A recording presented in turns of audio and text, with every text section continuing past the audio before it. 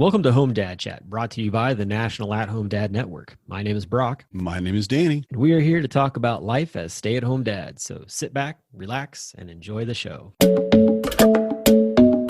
No, I don't want much. I even love handmade crafts made of macaroni. Come on now, you should know me. Times I might eat too much. No worry about my weight. Got the dad bod rocking on me. Sketches on my feet. Cargo shorts look good on me. I'm a dad, that's what I do. Hey, everybody, welcome back to the show. Hope you're having a great day. Hope you've had a great week. Definitely happy to be back. And Right. We have our guest today, so that's going to be fun as well. And luckily, here in the wonderful Ohio Valley area, I'm dry. There's other people who are dry, and then unfortunately, there's other people who are living in kayaks, canoes, and Noah's Ark because the Ohio River has historically crested out into levels that I haven't seen in Yeah. a long time. And I never have because I've never been in that area, but just looking at it, I'm like, because you sent me pictures like from when you were out with your kids, and I went, Yeah. wow. Oh, that's a creek or a river.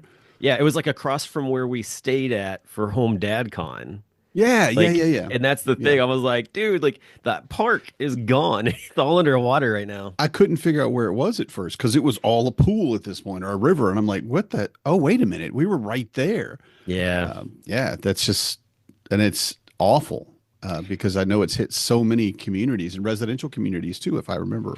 Yeah, there's a few different residential communities along the river in many places, and yeah, they are well underwater. Actually, the route that I take to work, a lot of the buildings on the river side of the Banks area there are underwater to the point where I saw a couple of pictures recently where all is left is the rooftops of a couple of different like businesses and things like My that, and God. it's gutting. Just like there's like a gas station. I know it's like a mom and pop gas station type thing there. There's a place called the Hitching Post, which is like the place to go get fried chicken and like all those like comfort country food type things. Hmm. And they're completely underwater as well. And it's really sad, and it's receding so slowly. More, I think, slower than what they expected it to. And so, yeah, it's nuts. And then where I work at. Our business was lucky enough to not have to deal with it, but all of our neighbors are in that area. Mm. And so, like, we're kind of just feeling everything out with that. And it's stressful. Like, Yeah. it's stressful for everybody. And, people are trying to help people out as much as they can. Lots of, what do you call it? Red Cross shelters are up to, take people in, which is just such a, sad situation in itself, too. But, yeah, it's been a wild weather thing here this past month. I mean, like we were talking about on the last podcast, like we had tornadoes in the area and stuff like Yeah. that. It's like went from tornadoes to having this to also, by the way, like having frost advisories where it's like we've got our flowers and things are coming up around here, and it's like I Yeah. had to go out and like cover everything the other day just because like I don't want this to die, like Hmm. type of Yeah. I'd like thing. this to live. It was close. Yeah, Good. so it's been wild. But yeah, so that's what's going on in the world of weather. Uh, Yeah. And as we should, we always start talking with weather. hey, it wouldn't be two dads. It wouldn't be two dads and microphones if we didn't have that going on. So, Right? but we do have a great guest coming on. I think you're the one that kind of made the connection with Jennifer. I'll let you kind of talk about her. Yeah. But yeah, she actually approached the board or approached the community, I guess, and asked us if we could put out the information about the survey that they were doing. And it's all based around research that they're doing at Wellesley College for teaching, basically developing a program to teach dads to talk to their teens about sex and relationships. So And good. we were fortunate to get with them early when they were just starting out, and so able to help with some of the videos and the information. But it was an amazing group of dads, and dads that I've never met before, right? So it wasn't like our own network. There were other network guys in the studies and what have you, but I didn't have any in my class that I recall. And it was just really cool because it was dads who wanted to be involved with their kids' lives. And I think that's the biggest part of what we really want for children and for fatherhood in general is just to be involved, have an involved parent, an involved dad specifically. And the the things that came up in this study and the questions that they came up with and the questions that the dads asked, it was amazing. It was just really, really cool because talking to your kids about sex, I didn't get a talk personally. There was nothing, and you just kind of, well, I guess I'll just figure it out. But the difficulties that we have, not only in sex, but also in understanding what an unhealthy relationship is, Mm, which was so well done, in my opinion, throughout the study. And they're doing the program now. It's a 4-week program that you go in, and I'll let, of course, Jenny explain all this, but you go in and basically you're taking a class once a week with another group of dads, and you learn why you need to talk to your kids and that you need to talk to your sons and your daughters, which was a big one for a lot of people. But then the need to have them understand more than or as much at least as what sex is and what the requirements, demands, and values and all that are based on that, but a healthy relationship. And it was so cool that they put that in there because I feel like if you're in a healthy relationship, you just kind of assume, well, your kids can see how this is how you do it. This is how you're supposed to get treated. And I've known people whose entire family is a healthy relationship. They're amazing. I'm worried about them sometimes because I think there's something hidden. What's actually wrong with your family? And nothing's wrong with them. They're a great family. But one of them did get into a situation that was abusive. It wasn't. They caught it quickly, but it went on for probably 3-4 months. And this person was a very strong individual. They were raised right, I guess, but they'd never been taught the signs of an unhealthy relationship. yeah. And so they just kind of thought, well, this is just how they are. They want to control my phone at all times, which was, Mm, always need to know who's texting me, who's calling me, who am I talking to, stuff like that. And it was just minor things, but they really, if you're not taught to look for them, you could easily leave yourself in that position. So I think it's going to be yeah. great. No, that's awesome. Definitely. I think that there are just so many more opportunities to, teach dads Hmm. things that they otherwise didn't have, like either the know-how to go about it or just didn't have the confidence to talk about it or whatever it Hmm. is. And so I think it's awesome to be able to equip dads to be able to come in and have those conversations on the regular. And I know like Corey and I, pretty much anytime we can take the time to introduce things to the kids, make it age appropriate, but also too, like they ask lots of questions. They're very inquisitive, and so being able to, have those answers and feel confident talking with them. You know, it, Puberty is a big part of what's going on right now in our house, and so just being able Hmm. to talk about all those different aspects of it is really just. I feel very much more confident about it than I know my dad did not have that kind of, uh, you know, Right. and it was just not his thing. Now, like, I think if he'd had that generation where, you're being taught that, Hmm. great. But I still feel like, like that kind of generation was still set it back, like in biblical times where it's like, just go sit outside of the camp on a rock and come back in after it's all said and done kind of deal. But yeah, I'm excited to talk to her and just see what's up. I know that she had also done a study previously for middle school as well with Yeah. Planned Parenthood, and so I'm curious to get a take on that because that specific plan actually involves Ohio as well. So I'm kind of curious to see where that has gone as well. Hmm. But yeah, excited to talk with her. I was trying to think. Oh, you mentioned the thing about this kind of jumped into my brain, but you were talking about how like you didn't really get to talk about sex or whatever. Hmm. I literally got a sit down with a creepy cartoon movie that apparently like Catholic families were being given back in the 90s that just showed everything. Like, I mean, it was complete like cartoon nudity. I remember it so clearly. It's traumatizing. But Right. that was how it was. Like, here, sit down and watch this video, and we're going to talk about how all the things are. And I'm like, at the end of it, I remember walking away going, "What did I just experience? That Yeah. was." Like I this, think I'm it more was not confused helpful. now than I was before. Yeah. Yeah, So, it was not helpful at all. It was like, okay, yeah, like you could have said something and we wouldn't have had this whole thing. So I'm glad that we've moved away from that. That right. parents are having more open conversations. So, but with that, we'll be back here in just a moment and we'll be talking with our guest. Become a member of the National At Home Dad Network, an organization focused on providing advocacy, community, education, and support. Connecting with households where dad is the primary caregiver of the children. We do this through our webinar and podcast series, mental health support groups, regular online social events, as well as our annual convention.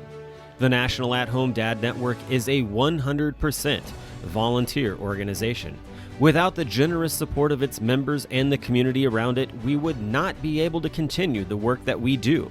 Becoming a member gives you access to past convention speaker presentations, the ability to vote for board members annually, and ensures that the organization's fees and bills are in positive standing.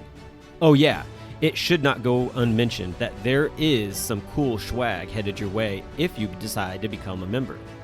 For only $35 a year, your membership provides you with the exclusive content only we can generate, and you'll be supporting an organization that benefits families all around the country and world. By advocating for them, offering them community, providing education and guidance, and supporting them to grow in their parenthood journey. And one last thing, if you contribute $500 or more, you will become a lifetime member. Not only will you receive everything already mentioned, but also a certificate recognizing your status and an exclusive National At Home Dad Network challenge coin with our trademark logo, Dads Don't Babysit. So, what are you waiting for? Become a member today. Hey everybody, we are back. We were having a little bit of conversation about our, lovely differences and talking to our middle school and high school age kids and the lingo that we have versus the lingo that they have. But outside of that, one of the things that also is involved with that is the conversation of talking about sex education and, in puberty and just all those different bodily changes. And so we've brought with us today, we've got is it Dr. Jennifer? Is that you go by Doc or is it? Yeah, you can Jen, you Yeah. can call me Jenny. I do have Okay. a PhD, but I don't need to be called that. So Jenny works. All right. That Great. that's So, been the biggest issue for me working with you, Jenny. I'm just going to say this. I raised in the South, and to not call someone by their official title is just disrespectful in a way. And I know it's not because you have said, no, this is what you call me. I'm all good with that. Every time I talk to someone else about you, I'm like, well, Dr. Grossman would like to be on the podcast Well, because it just that's seems good for so, the podcast, yeah, maybe. it But I seems so, appreciate you overcoming your Southern tradition yeah. and just calling me Jenny because we're peers, right? there we go. Well, Well, welcome to the show, I don't think I'm there yet, Jenny but sure. Grossman. Welcome to the show. Thank you so Thank much you. for just giving us time to chat with you about the research that you're working on. And this topic is something that I'm so glad that finally it's something that is more open and readily available, especially to build confidence in dads to be able to have conversations with their kids, because that's the thing Danny and I were talking about before you came on was just the fact that generations before us it was a little bit of the wild wild west when it came to conversations, and a lot of times it wasn't even dad having that conversation. I think for most dads it was probably a conversation sitting beside their son on a park bench or in a truck and being like, dude, like keep it in your pants, like you don't or Yeah. or just completely abstain from Stop that. having You'll go sex. blind. Yeah, that kind of stuff. And What?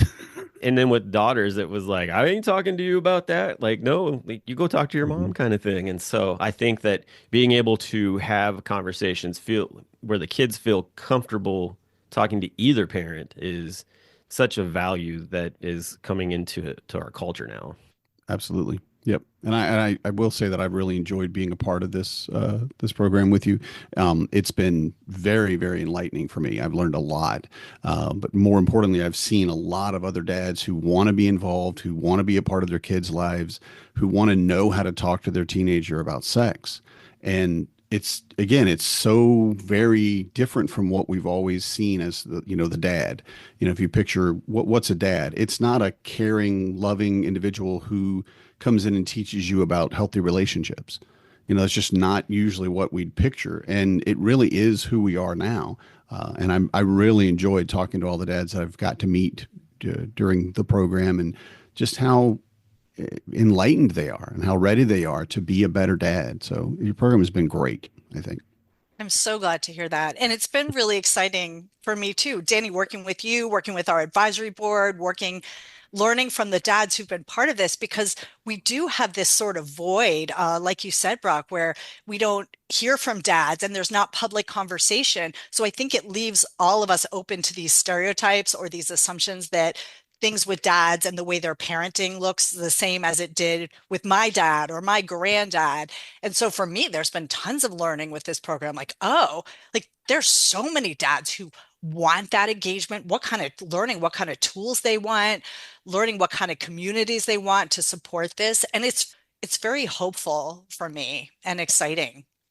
No, that's great. I'm definitely, like I said, just excited that we have you on the show to talk to you about this. Just to kind of give everybody a little bit of a chance to know some of your background, because we kind of just jumped in just talking about the topic itself, but just share a little bit about like just what your profession is and a little bit about what kind of got you into to doing these studies.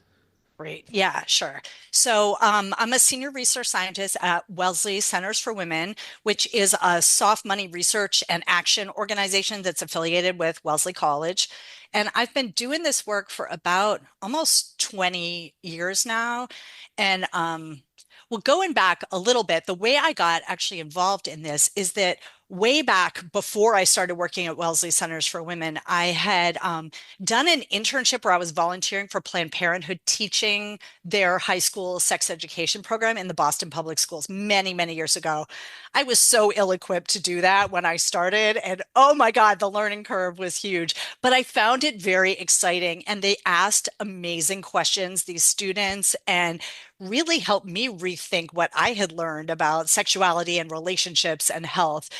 And so then when I got to Wellesley Centers for Women, my mentor was starting out a project to look at a high school sex ed program that Planned Parenthood had developed. And she said, "Oh, I see you've done some of this work in the past. Would you be interested?" And I said, "Absolutely." So got interested in doing what you mentioned, Brock, this what turned into an evaluation of their middle school sex education program called Get Real.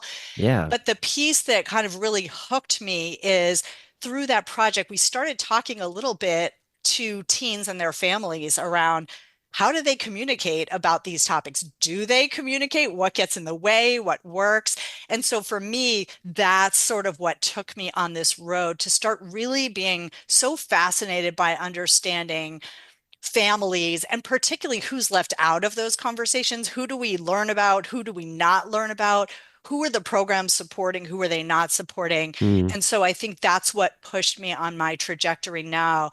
And particularly thinking about what kind of supports do families need to do this work well that matters so much for teens' health. Yeah, definitely. And that's the thing, like, we were talking about the fact that, my 12-year-old, like, kind of is just coming into sort of those new first stage aspects of puberty. And we're having conversations with him and his sister who's 9. And, it's one of those things where it's like, I would rather be proactive and, get ahead of anything that they could be coming in contact with, so that you're not trying to, oh, like, I meant to tell you this, or even like, yeah, like tell me everything that you think kind of thing. Like I would rather us be constantly feeding into them information, so there doesn't have to be this surprise conversation that takes place. And I think that that's from just being around dads at Home Dad Con and on like our community pages and stuff. Like that seems to be the case with those dads too. Like they're all trying to be proactive, so that they're not playing catch up, based upon like what their kids are experiencing. So I love the fact that you've got these programs that you've been working with. And I saw too, though, with the middle school one that that program actually had some involvement with the Cleveland area. Is that correct? Cleveland, Ohio area? That's actually the high school program that we're Oh, evaluating okay. now. So the middle school program that was evaluated in actually the Boston, Massachusetts area, but we're doing the high school evaluation in Cleveland area. Okay. Yes. Very cool. As I say, that's just north of me. Oh, I'm gotcha. from Yeah. Cincinnati, so I mean it's north Oh, north, but okay. still No, like not still the so same state. far. Yeah. I'd Yeah, love to it's see it ex come down here to Cincinnati actually. There's so many schools and kids and everything, so Yeah. Well, I just wanted to add to what you're saying. It's really great to hear that you and other dads are really focusing on that being proactive. I think that is so important. I think a lot of times parents have these worries that if they start these conversations and their teens aren't ready for them, that they're going to go out and like have sex earlier than they would have otherwise, or something bad's going to Yeah. happen. And I just want to say the research totally backs up this proactive approach. And that a lot of times what the struggle is that parents wait too long and that they might not realize that their teens are actually starting on some of these journeys and maybe like getting in there like a little bit on the late side. And kids and teens, I think parents, we see this all the time. They're really good at tuning us out. If we're talking about something and they're not ready for it, they don't want to hear it, they'll check out. Even now, when I'm having conversations with my 15-year-old, sometimes I'm like, what did I say a minute ago? And he's like, I have no idea. So I think the concerns maybe can go more on the other side. And like you yeah. said, seeing like, oh, well, what are you hearing? What are you thinking? So where you can really follow them. And when they're 9 and 12, they might not have so much worries or embarrassment about talking about these topics. So it's a great time to get in before they're full on in puberty and they may be a lot less comfortable with these Oh, conversations. I still hear, "Oh, that's gross," like from time to time Yeah. on things because especially, when you're explaining something like, "Oh, that's great." We were explaining like intercourse, and it's like, "Oh, that no, that just sounds weird or whatever." Like, Yeah. that's good. Mhm. That's fine. If you Yeah, think that's that's weird, fine. it's all Right. good. I Yeah. I saw where there's a commercial. I forget what it's for exactly. But like this teenager walks into the house and she's on her phone like talking to her boyfriend or something like that, and the mom and dad are in the kitchen and they like I don't know if they were hugging or like they were doing something. They were calling her out on just how she was being mushy with her boyfriend or something like that. And so then like they like embrace and kiss, and the teenager's like, "Oh, that's gross." And like the dad turns around, and I love this response from the dad. He's like, "You came from this gross." Yeah. And Wow. all this Yeah. like best That would shut my comeback. kid down What a for sure. comeback. Yeah.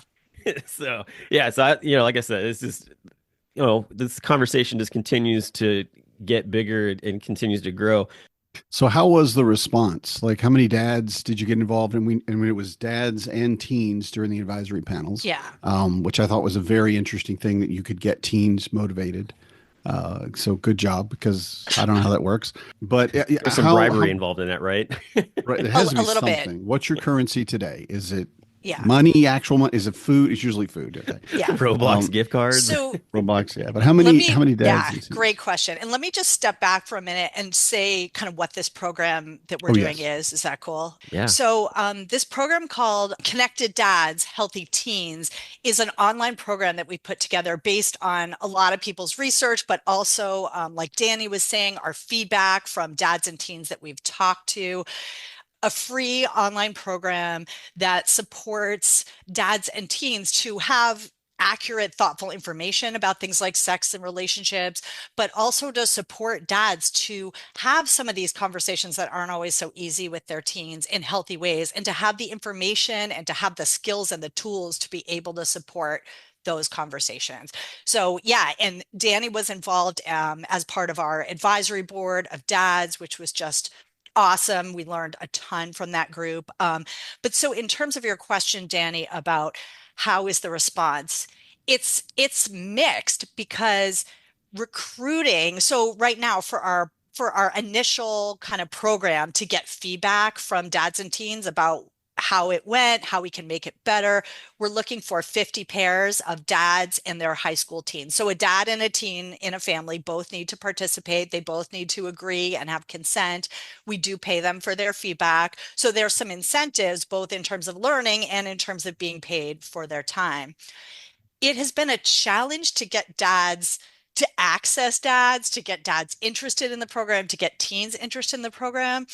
But once they're interested and agreed, we found that both the dads and the teens are very involved and engaged. So it's kind of this interesting split of like, how do we get them on board? But then once they're on board, they're all in and engaged. So in terms of the numbers, so far we have 29 pairs of dads and teens who either have just finished the program or are finishing up the program. So we're looking for about another 20 pairs of dads and teens to participate.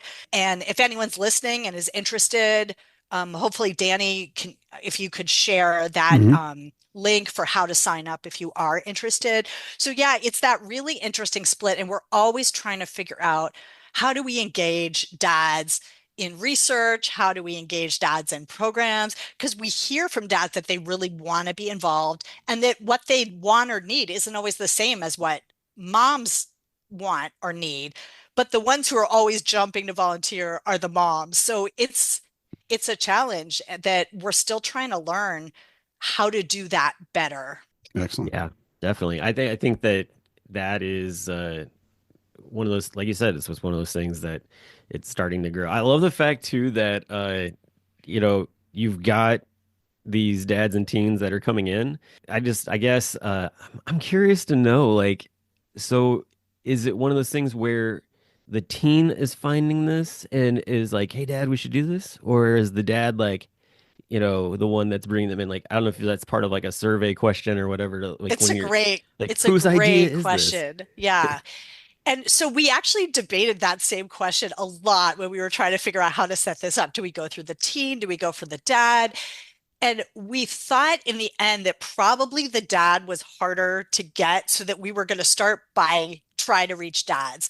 Dads are also the ones who can give consent for their teens if they're under 18. So we needed dads to be on board in order to even have permission for the teen to be part of the project. So we have been mostly reaching out to dads, but as we've gone through these challenges of reaching dads, we've actually just started outreach to teens to see if maybe that would work better. If you have any thoughts or experiences, I would love to hear them on that. We have not found that sort of magic formula yet. Yeah. Yeah, and I'm sure some teens are probably like, I don't want to talk to my dad about this stuff. And when you get others that Yeah. are, maybe a little more open to it for sure. So I'm sure like the teen engagement is definitely interesting. I'm curious too, though. Do you do like a sort of like an entry interview and then like an exit interview to like sort of see like where they began and where they ended up at the end of the program? You've got a real research mindset. I love that. So we don't do an interview at the beginning and the end, but we do have a survey for them to take online at the beginning and the end. So we can look at things like, oh, do you understand some of the information better? Do you feel more confident as a dad in having these conversations? Have they gotten easier? Do you feel like you have more skills? So those kinds of things.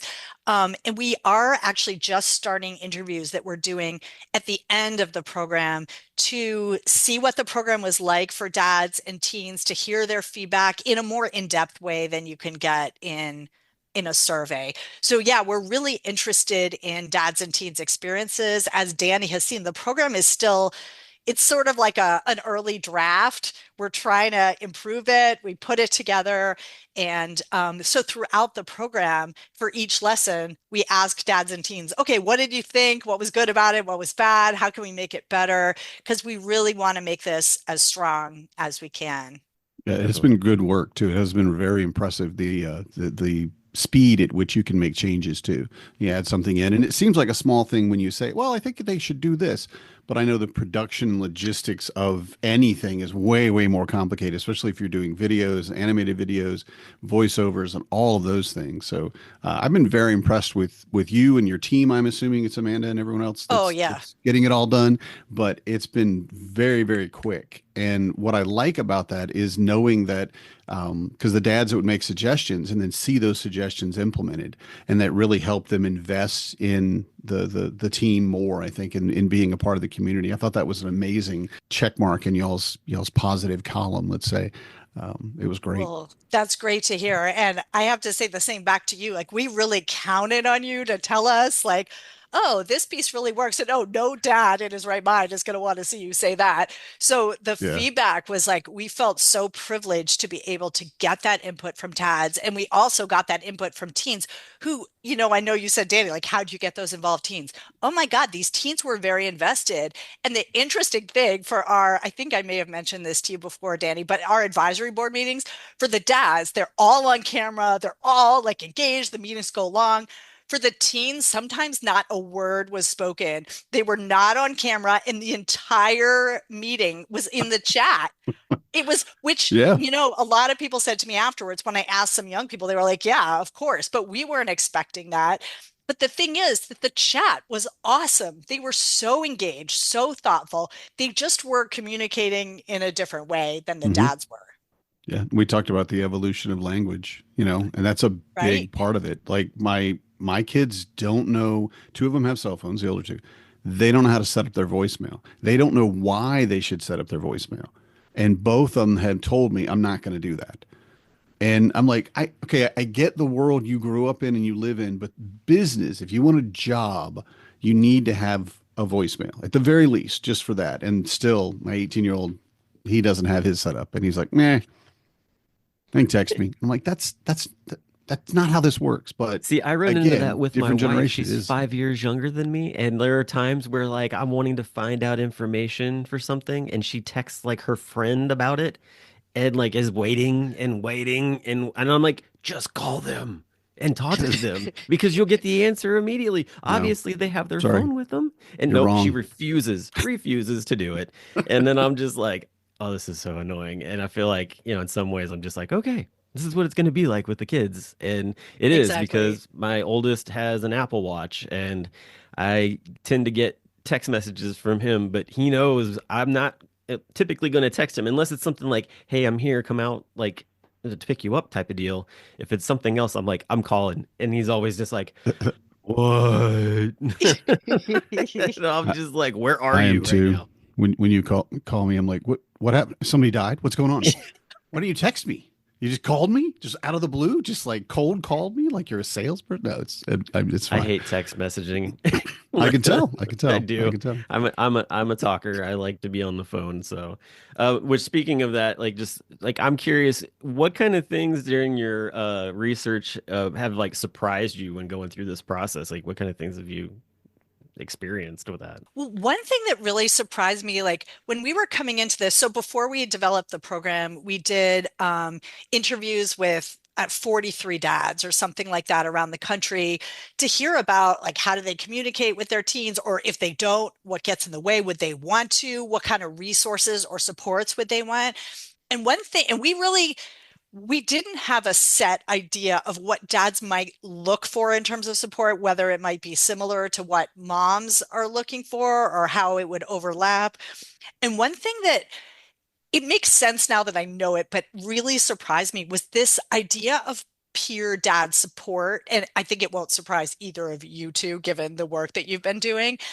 But that idea that some of even like thinking about me with my teenage son and how often I'm texting with my group of moms about like development and puberty and what's happening and what do you think about that and what is your son, whatever, and how comfortable and communal that is often for moms and how much we were hearing from dads that they don't have that's not a part of many of their lives, the way they felt Yeah. like their wives or other kind of people, women in their lives, especially women with kids, had access to, and how much they wanted just regular dads to connect with, to share experiences, to sometimes mentor them, to learn from, that they didn't have those parent models, right? Because we talked about how a lot of times in previous generations, especially dads, but even moms, like there just wasn't a lot of talk with teens about what's going on with sex and relationships. It might Mhm. be, yeah, like don't do it, or something bad will happen, or wear a condom, but that's it. So minimal.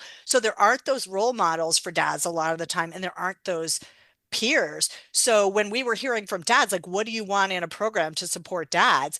The thing that came through over and over was we want a group of dads that we can connect with that aren't like fancy PhD dads who are like telling us what to do from research, that they want dads who've just been through life experiences and can share this stuff and can be resources and supports for each other.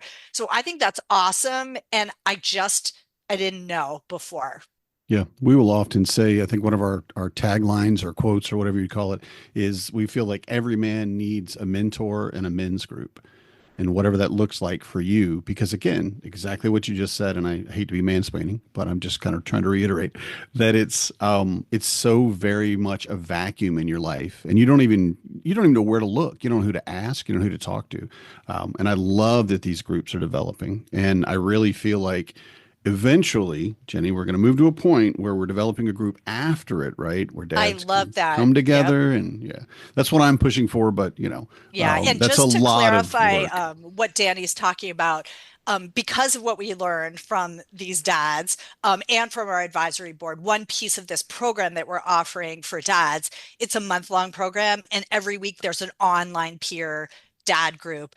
Danny's one of the facilitators of those groups. So they're led by dads, for dads, with dads, to just be supports around thinking about how to talk to your teen about these kinds of topics, what's working, what's not working, what have you seen, what have you learned, what are your questions. So I think this goal is great that you have, Danny, around like 4 weeks isn't very long, these four chances to meet. How do we build on this in the Mhm. future? And I love that, and I hope you'll brainstorm with us about how we can make that work. Yeah, Yeah, eventually. that's one of the things with the dads group, like within the city dads groups, especially, but even like locally, just with like the Cincinnati group that I run, uh, the dads who we get together on a bi-weekly basis, just the dads, like go out, have conversations and hang out. And then we also have times where we have the kids with us.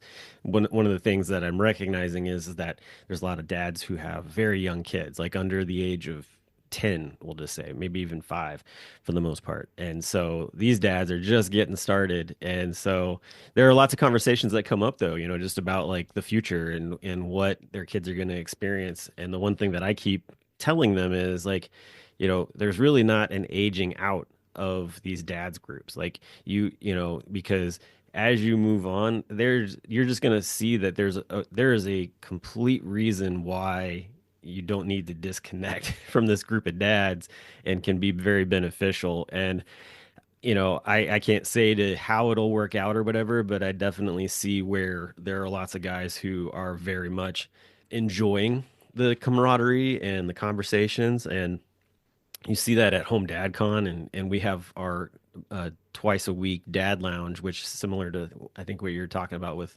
what Danny facilitates through the advisory board. And so like just that opportunity to get dads together, have conversations, say the thing that maybe sounds weird, or like, is this what your kid's going through? Because like my kid smells weird. Does your kid smell Yeah, weird? yeah, right.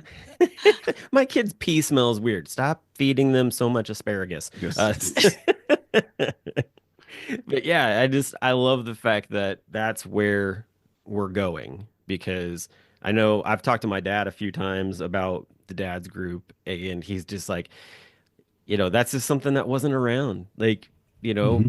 he's like, I never talked to other dads about what you kids were going through typically. Like we just kind of made it up as we went. And I think that the generations right now, like we're just like, we're done making it up. Like we, we need a village to work with on this, because trying to do it on your own is just, it's taxing. It's too much stress. And it really, we were made to come together as a group of people and figure this out together, not individually. Right. Absolutely. One of the things, Jenny, that I wanted to talk about is specifically in, of course, how very important it is to talk to our kids.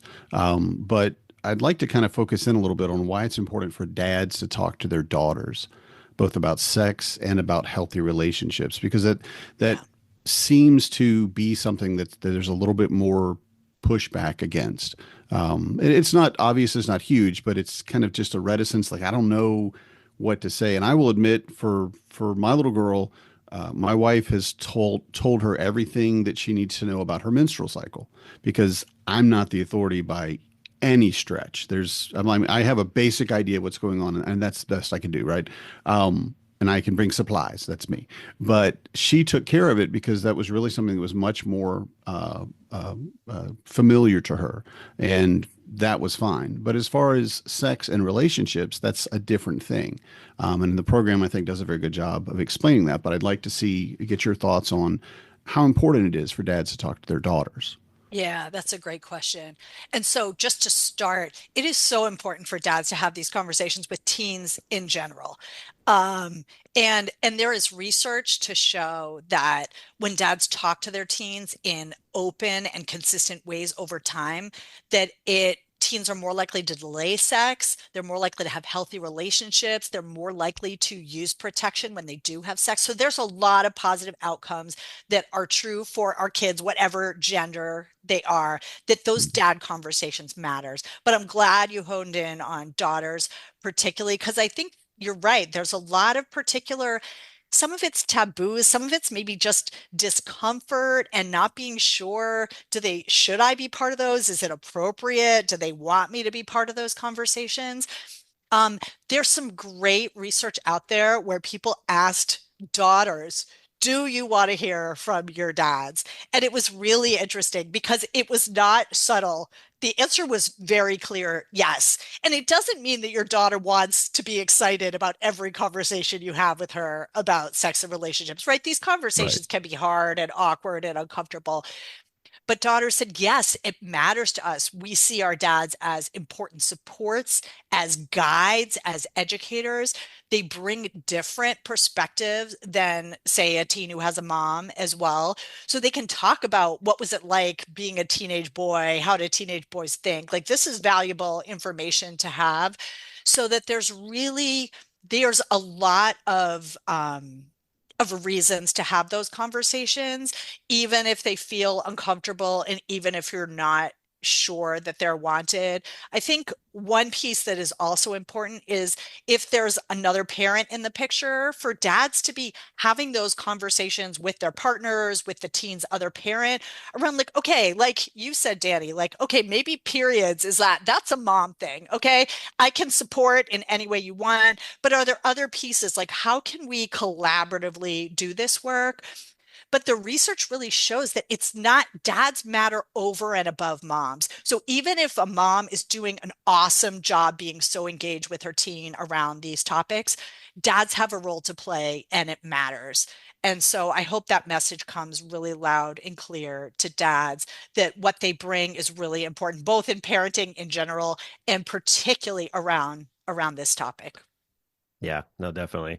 I was thinking about that. Like, I don't know if you know the comedian Bert Kirschner. He he's very he's the guy that typically he doesn't have his t-shirt on when he does his stand-up act.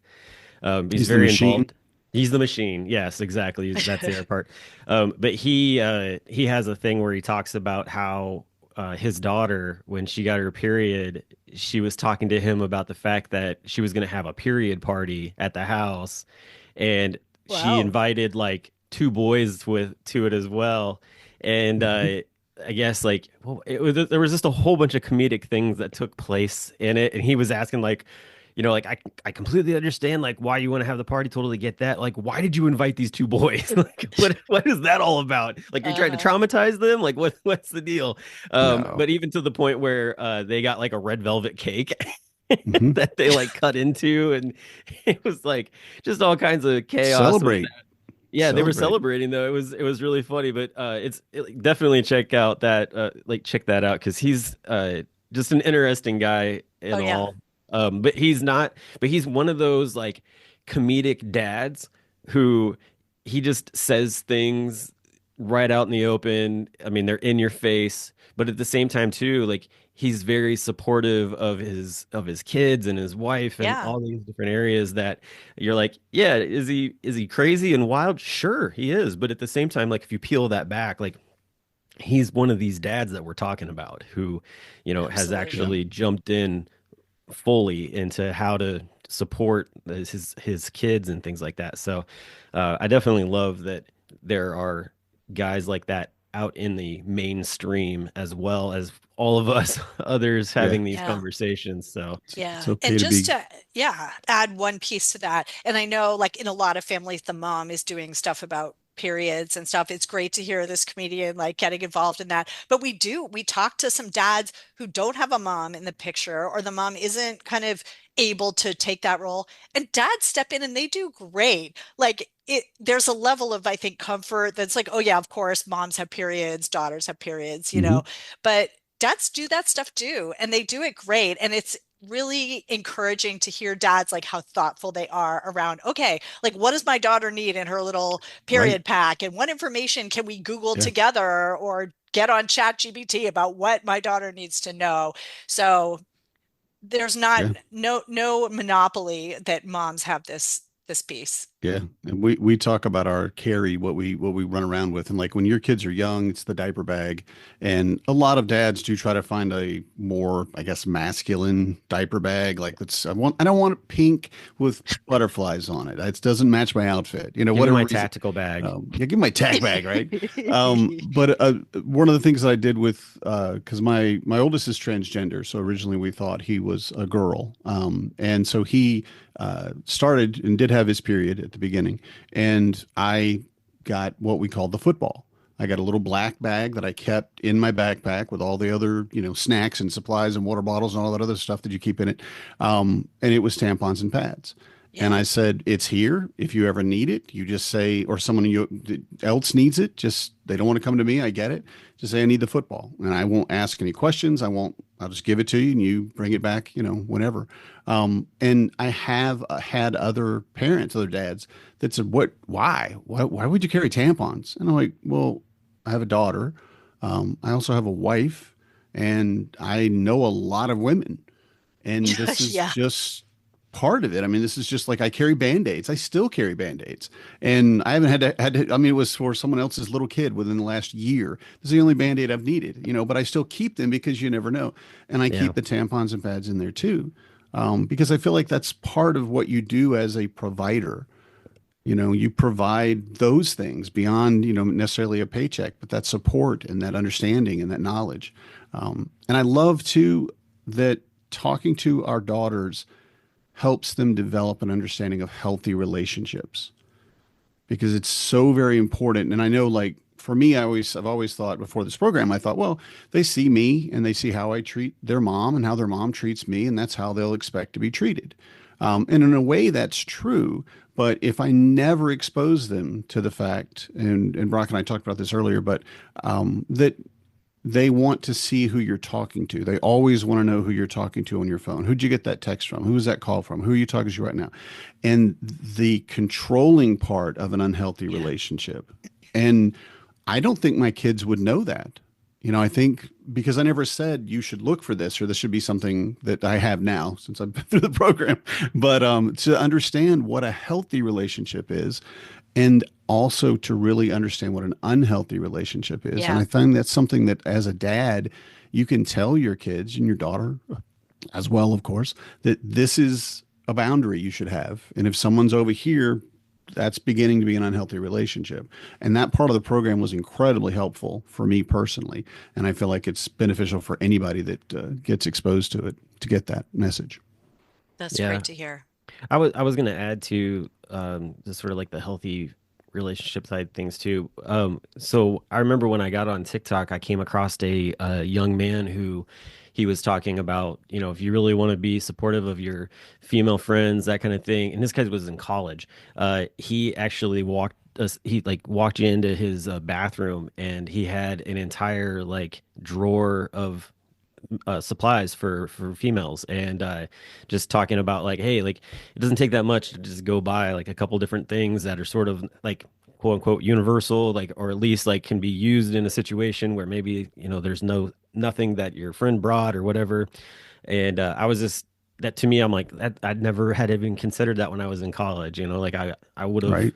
definitely been on board to have something like that because we always had a mix of people in our apartment, that kind of thing. And so that was really cool to see. And just right there shows you like this the level of guys who are willing to be that supportive in that kind of scenario. And so uh, the other thing though too I was thinking about was the fact that one of the things I really want to be able to teach my kids is that like if you're gonna be sexually active and you're going have condoms with you, like you have them, like don't take one from somebody else, because I too many situations where someone has literally just been like, oh, won't it be funny to like hand these condoms that I've taken and poked a pinhole in that no one else will see, type of thing, and like just causes so much trauma and whatever for that person and the person that they're with, kind of thing. And so like just that whole idea of like guarding yourself, like just